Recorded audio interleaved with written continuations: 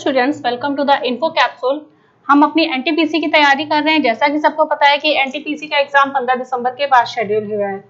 हम आपको रीजनिंग में सारे चैप्टर्स पढ़ा रहे हैं जो भी हमारे एनटीपीसी के एग्जाम में आते हैं। तो अगर किसी ने अभी अपने प्रिपरेशन स्टार्ट की है या फिर कोई भी स्टूडेंट है जो अपने किसी भी चैप्टर को बेसिक से तैयार करना चाहता है तो वो हमारे वीडियोस को देख सकता है, क्योंकि हमारे जितना भी क्लासेस ली गई हैं इन सारी क्लासेस में हमने सब कुछ बेसिक से स्टार्ट किया है। तो इन बेसिक से स्टार्ट करने के अलावा अगर आपको मॉक टेस्ट की प्रिपरेशन करनी हो तो आप हमारी वेबसाइट infocapsule.in पर लॉगिन कर सकते हैं, जिसमें हमारे सारे के सारे mock test free of cost जा रहे हैं। अब इसके अलावा आज का जो हमारा चैप्टर है वो है हमारा सिटिंग अरेंजमेंट। सिटिंग अरेंजमेंट मतलब जैसे अगर हम नाम को ही देखें, सिटिंग अरेंजमेंट यानी बैठने की व्यवस्था। इसमें क्या होता है, कुछ पर्सन दिए होते हैं, उन पर्सन्स को के बैठने की कुछ व्यवस्था दी होती है कि वो किसी से लेफ्ट में, इतने लेफ्ट में है या इतने राइट में है, या तो वो सर्किल में बैठ सकता है या फिर वो एक रो में बैठ सकता है।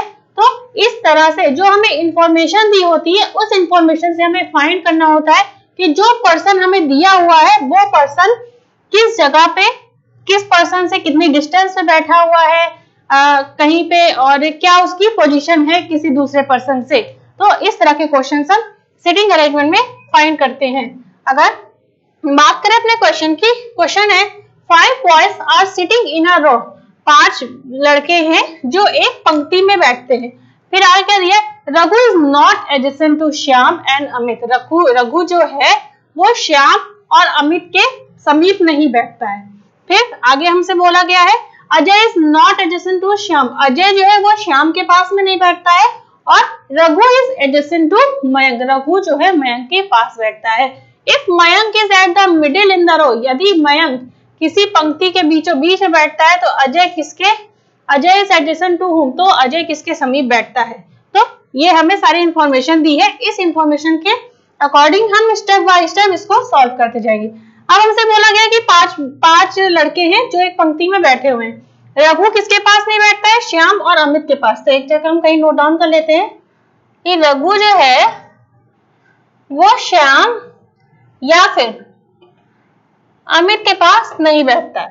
ठीक, फिर दिया है अजय जो है श्याम के पास नहीं बैठता है, तो अजय जो है वो श्याम के पास नहीं बैठता है।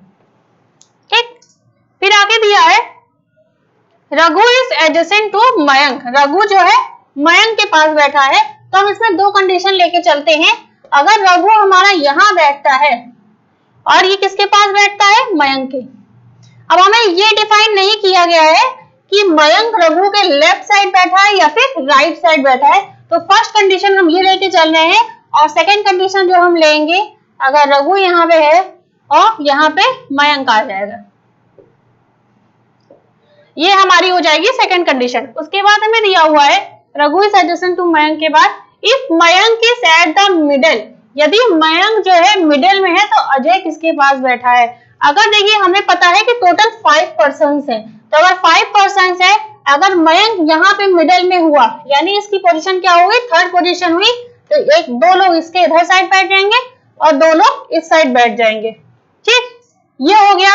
अब यहाँ पे अगर मयंक की हम पोजीशन देखें, मयंक यहाँ पे थर्ड पोजीशन पे है, तो दो लोग यहाँ हो जाएंगे और दो लोग यहाँ हो जाएंगे।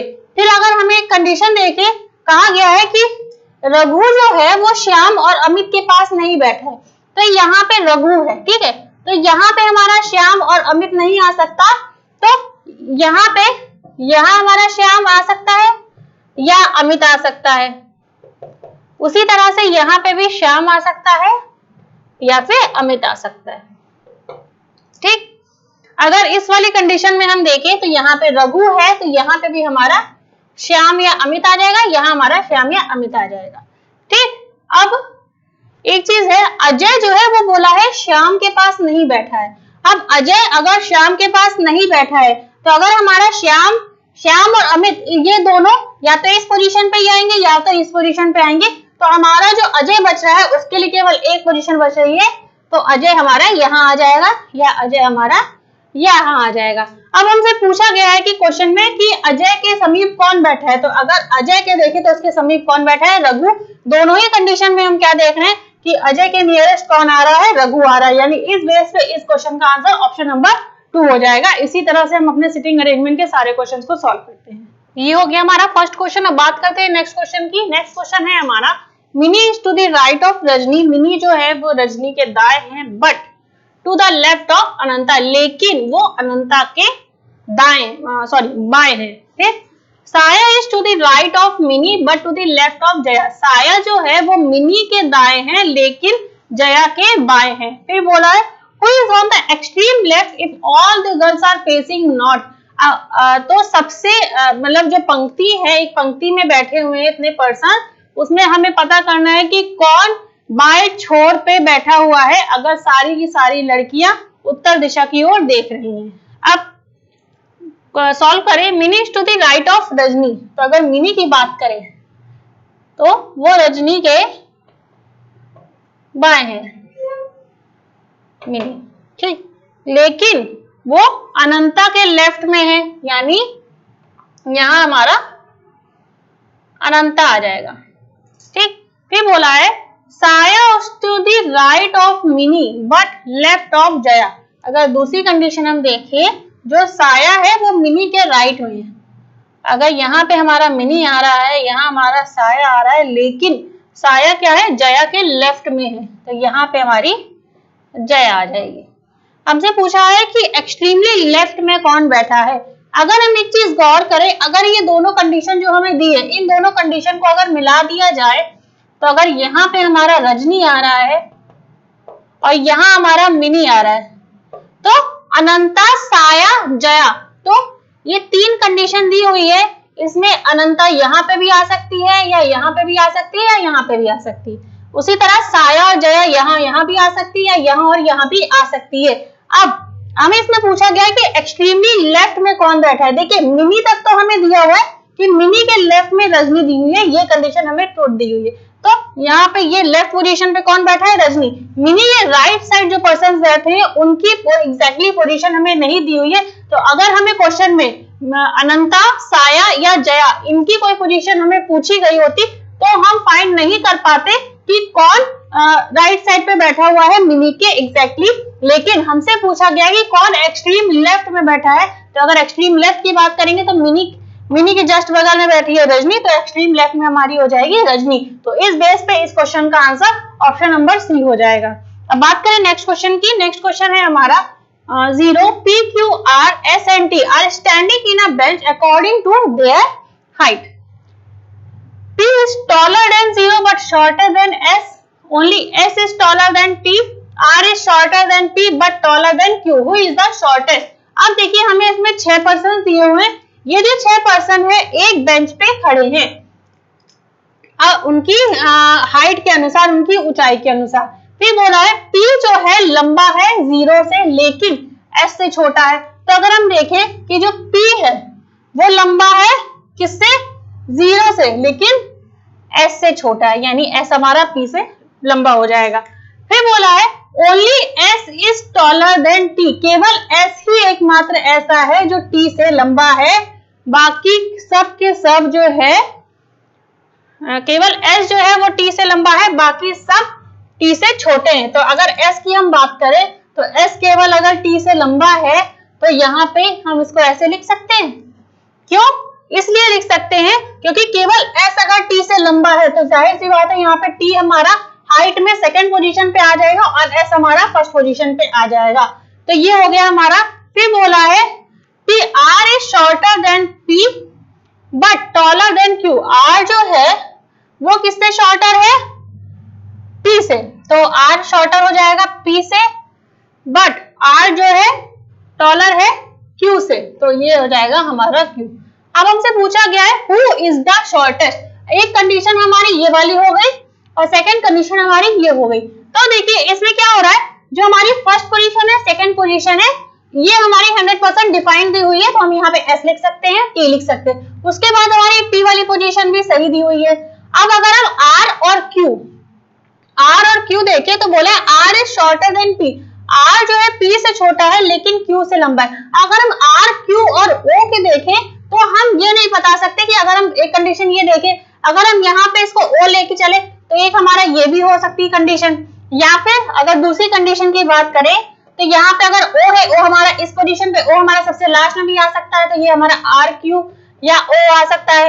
या फिर एक कंडीशन की अगर हम बात करें तो यहाँ पे R आ गया, यहाँ पे 0 आ गया, यहाँ Q आ गया। फिर एक कंडीशन ये बन रही है ST, फिर P यहाँ पे आ गया, यहाँ पे हमारा Q आ गया, यहाँ 0 आ गया, यहाँ पे R आ गया।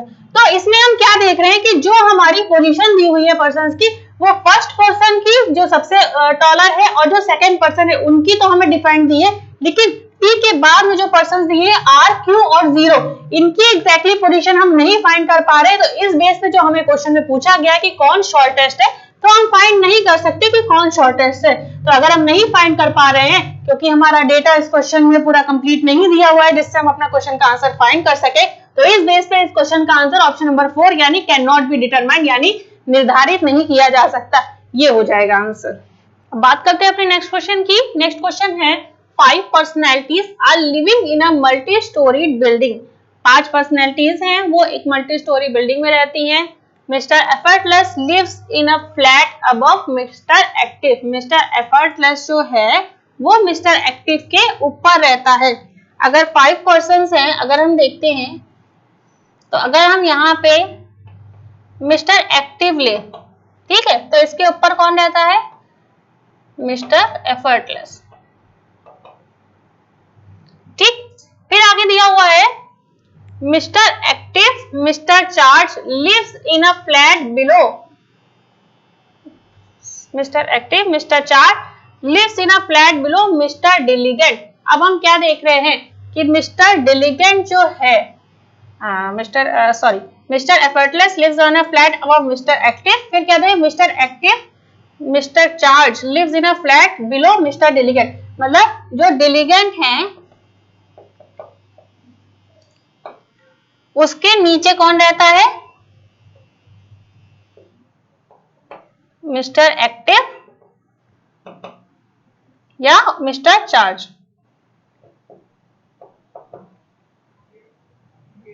यहाँ पे एक्टिव हमारा यहाँ पे भी आ सकता है, यहाँ पे भी आ सकता है, तो हम कोई भी कंडीशन ले सकते हैं। अब बोला गया है mister Active lives in a flat above mister Diligent. अब मिस्टर एक्टिव जो है मिस्टर डिलीगेंट के ऊपर रहता है, तो अगर यहाँ पे मिस्टर एक्टिव है तो यहाँ पे डिलीगेंट आ गया, और mister Active lives in a flat above mister Diligent and mister Behave live in a flat below mister Charge. Behave जो है वो चार्ज के नीचे रहता है, तो यहाँ पे अगर मिस्टर बिहेव आ जाएगा, तो अगर एक्टिव यहाँ है डिलीगेंट यहाँ है, तो यहाँ पे हमारा आ जाएगा मिस्टर चार्ज और यहाँ पे आ जाएगा हमारा मिस्टर बिहेव, ठीक।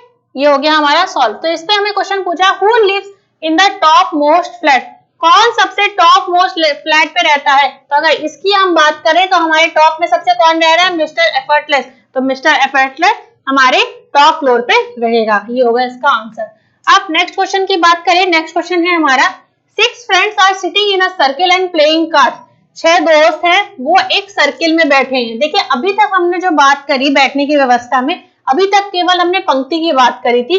तो सिटिंग अरेंजमेंट का जो क्वेश्चन आता है ये हमारा रो बेस या फिर पंक्ति बेस भी आ सकता है, या फिर एक सर्कल बेस भी आ सकता है, यानी आयताकार आयताकार नहीं, मतलब एक वृत्त के चारों ओर बैठे हुए हैं, यानी गोल अगर ऐसे करके पोजीशन हो सकती है कि इस तरह से कोई यहाँ बैठा, कोई यहाँ बैठा, कोई यहाँ, कोई यहाँ, इस तरह से हो सकता है। तो अब ये हमारा दूसरे टाइप ऑफ सिटिंग अरेंजमेंट का क्वेश्चन है। क्वेश्चन देखिए, क्वेश्चन में क्या है, 6 दोस्त हैं जो एक सर्किल में बैठे हुए हैं और वो कार्ड देख रहे हैं, कार्ड खेल रहे हैं। अब अगर सर्किल में बैठे हैं, कार्ड खेल रहे हैं सब, तो जाहिर सी बात है अगर सर्किल की बात होगी तो सब, अगर जो है ये सर्किल है तो सब इस जगह पे ही सेंटर की तरफ देख रहे होंगे सर्किल के, यानी ऐसे बैठे होंगे, ऐसे बैठे होंगे, ऐसे बैठे होंगे, या ऐसे करके बैठे होंगे। अब कोई इस तरह से हो नहीं सकता कि अगर सर्किल में सब लोग कार्ड खेल रहे तो लोग, कोई यहाँ बाहर देख रहा है, कोई इधर बाहर देख रहा है, कोई इधर बाहर देख रहा है, तो जाहिर सी बात अगर जब गेम खेलेंगे तो सब एक दूसरे की तरफ देखेंगे, तो एक दूसरे की तरफ देखने पर सब सर्किल की तरफ, सर्किल के सेंटर में यानी केंद्र की तरफ देख रहे होंगे। अब क्वेश्चन में दिया है Kenny is to the left of Danny. Kenny जो है अगर वो डैनी के लेफ्ट में है, अगर डैनी ये है, अगर सब सर्किल की तरफ देख रहे हैं तो इसके ये हमारा लेफ्ट हो जाएगा और इधर हमारा राइट हो जाएगा। ये हमारा बायां और ये हमारा दायां। ठीक, तो कैनी जो है वो डैनी के लेफ्ट में, तो डैनी के लेफ्ट में, तो यहाँ पे आ जाएगा कैनी। अब हमें आगे क्या दिया हुआ है, Michelle is in between Bob and John. Michelle जो है वो बॉब और जॉन के बीच में है, और Roger is between Kenny and Bob. Kenny और बॉब के बीच में रॉजर है। ठीक, तो कैनी और रॉजर के बीच में बॉब दिया हुआ है। फिर ऊपर हमें दिया था Michelle is in between Bob and John.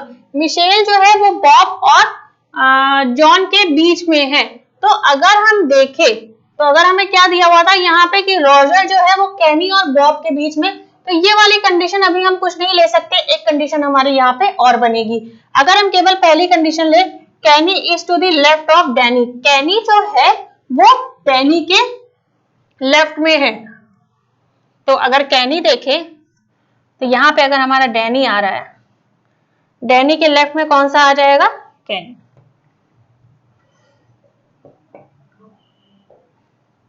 ठीक, फिर दिया हुआ है Michelle is in between Bob and John. Michelle जो है वो बॉब और जॉन के बीच में है। तो अगर अभी यहाँ पे हमें बॉब और जॉन की पोजीशन हमें नहीं पता है, तो एक चीज हम देखें, फिर उसके बाद क्या हो रहा है, Roger is between Kenny and Bob. Roger जो है वो कैनी और बॉब के बीच में, तो यहाँ पे तो हमारा रॉजर आ ही रहा है और यहाँ पे बॉब आ रहा है। ठीक, अब क्या दिया था कि मिशेल जो है वो बॉब और जॉन के बीच में है। तो यहाँ पे अगर हमारा मिशेल आता है, तो मिशेल हमारे किसके आ जाएगा, बॉब और जॉन के बीच में। ठीक है, मिशेल हमारा बॉब और जॉन के बीच में आ रहा है, क्योंकि हमें यहाँ पे दिया हुआ था कि कैनी जो है वो डैनी के लेफ्ट में, डैनी के लेफ्ट में आ गया कैनी। उसके बाद दिया मिशेल जो है बॉब और जॉन के बीच में है, तो मिशेल हमारी बॉब और जॉन के बीच में आ गया। और हमसे कहा गया था रॉजर जो है कैनी और बॉब के बीच में है, तो रॉजर हमारा कैनी और बॉब के बीच आ गया। तो यहाँ पे हम क्या देख रहे हैं कि टोटल हमारी 6% की पोजीशन यहाँ पे आ गई है। तो अब हम क्वेश्चन देखते हैं। क्वेश्चन में क्या पूछा है, Who is sitting to the right of Michelle. Michelle के राइट में कौन बैठा है, तो मिशेल के अगर राइट की बात करें तो मिशेल के राइट में बॉब बैठा हुआ है, यानी इस क्वेश्चन का answer option number D Bob हो जाएगा। इसी तरह से हम जितने भी अपने सिटिंग अरेंजमेंट के क्वेश्चंस होते हैं उनको सॉल्व करते चले जाते हैं। नेक्स्ट क्वेश्चन है हमारा, Brijesh, Jayesh, Amar and Praveer are playing a game of cards. Brijesh, शेर, अमर और प्रवीर दिए हैं, ये एक कार्ड का गेम खेल रहे हो। Amar is to the right of Jayesh, who is to the right of Brijesh. अब 4 पर्सन हमें दिए हुए हैं, वो कार्ड का गेम खेल रहे हैं। तो अमर क्या है, वो क्या है, राइट ऑफ जयेश। अमर जो है वो जयेश के राइट में। ठीक, फिर दिया है Amar is to the right of Jayesh, who is right of Brajesh. Jayesh जो है वो ब्रजेश के राइट में है। तो अगर यहाँ पे जयेश है तो यहाँ पे हमारा आ जाएगा ब्रजेश। ठीक, अब बोला गया who is to the right of Amar. Amar के राइट में कौन है। अब देखिए हमें 4 पर्सन दिए हुए हैं, 3 पर्सन की पोजीशन हमें ऑलरेडी दे दी गई है। तो जाहिर सी बात है कि जो हमारी 4th पोजीशन है, यानी 4th पोजीशन क्या है, प्रवीर, वो हमारी यहाँ हो जाएगी। ठीक, तो इस बेस पे हमें क्वेश्चन दिया है कि अमर के राइट में कौन है। तो अमर के राइट की अगर बात करें तो अगर सब कार्ड का गेम खेल रहे हैं तो सब सेंटर की ओर देख रहे हैं, तो अमर के लेफ्ट में ये हो जाएगा, अमर के राइट में ये हो जाएगा। तो अमर के राइट में कौन बैठा है, प्रवीर। तो यानी इस बेस पे इस क्वेश्चन का आंसर ऑप्शन नंबर 2 यानी प्रवीर हो जाएगा। इसी तरह से हम अपने सिटिंग अरेंजमेंट के सारे क्वेश्चन सॉल्व करते हैं। नॉर्मली सिटिंग अरेंजमेंट में 2 तरह के ही क्वेश्चन आते हैं, रो बेस्ड क्वेश्चन आता है और एक हमारा ये सर्किल बेस्ड क्वेश्चन आता है। जैसे जैसे हमें इंफॉर्मेशन क्वेश्चन में दी हो, उस इंफॉर्मेशन को हम स्टेप बाय स्टेप अगर सॉल्व करते जाए तो हम अपने क्वेश्चन को इजीली सॉल्व कर सकते हैं। और एनटीपीसी के एग्जाम में नॉर्मली 2 से 3 क्वेश्चन आपके पास आ सकते हैं एग्जाम में, इससे ज्यादा क्वेश्चन नहीं आते और बहुत ज्यादा हाई लेवल क्वेश्चन भी नहीं आते हैं, थोड़ा सा इजी लेवल आता है, लेकिन आप प्रैक्टिस करेंगे तो आप इजीली इसको सॉल्व कर सकते हैं। Thank you.